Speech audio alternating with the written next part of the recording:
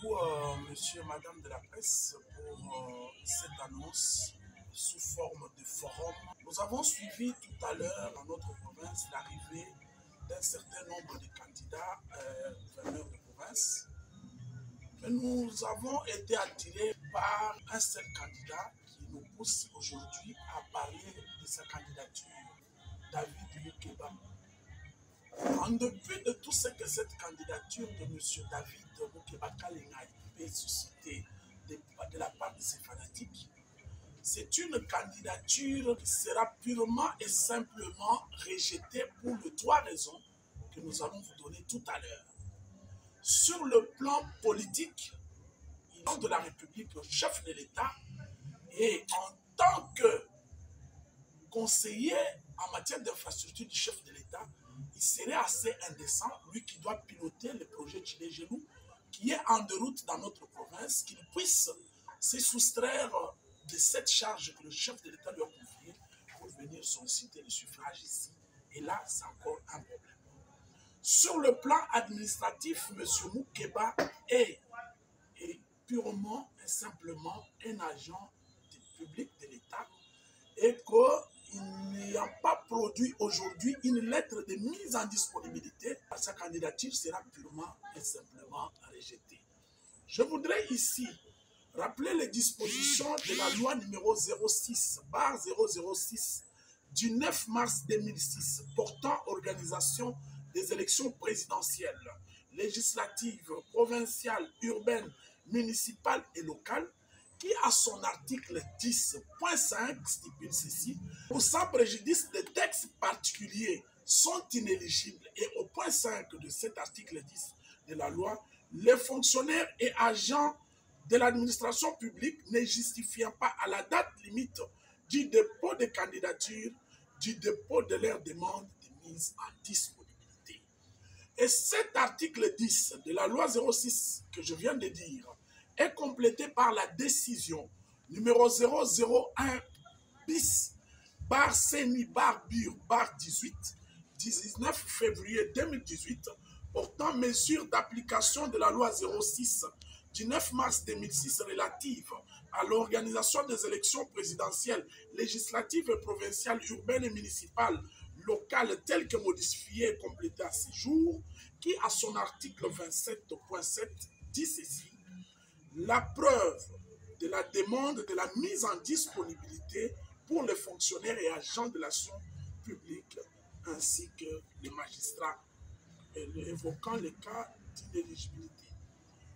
Ces textes sont également complétés par la loi numéro 16/013 du 15 juillet 2016 portant statut des agents et carrières des services publics de l'État, qui a ses dispositions des articles 1 à 10 définissent ce que c'est que l'agent, et aussi par le décret loi numéro 017/002 du 3 octobre 2002 portant code de conduite de l'agent public de l'État. C'est à l'article 1 de ce décret loi 017 de 2002 portant code de conduite de l'agent public de l'État définit déjà l'agent public de l'État comme toute personne qui exerce une activité publique de l'État ou qui est rémunérée par ces derniers. Ainsi, l'alinéa 2 de cet article définit les agents publics de l'État en énumérant à son point 7 les personnels politiques et administratifs des services de la présidence de la République. Donc, vous comprendrez qu'au regard de l'article 1.7 du décret qui définit les agents publics de l'État, on dit que le personnel politique et administratif des services de la présidence de la République sont au regard de cette disposition des agents de carrière publique.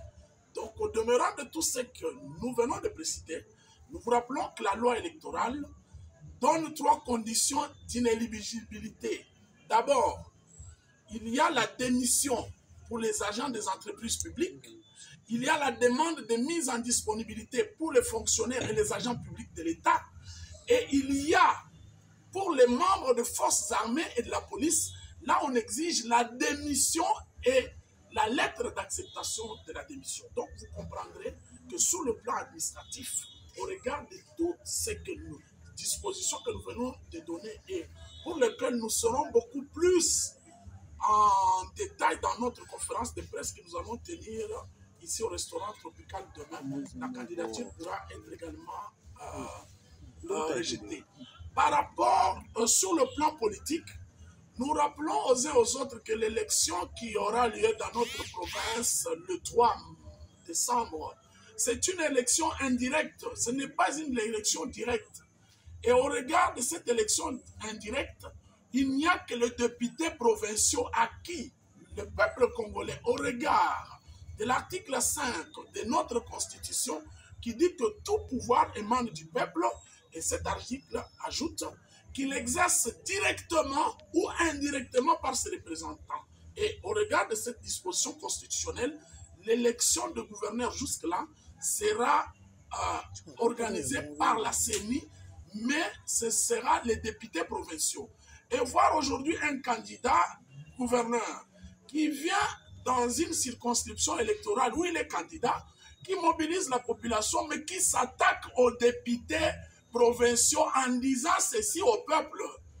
Qu'on ne vous trompe pas, le pouvoir est à vous, le pouvoir n'est pas aux députés provinciaux. Moi, je trouve que ça, c'est un candidat qui vient de se tirer la balle dans les pieds lors de son discours fait hier à Moualousse.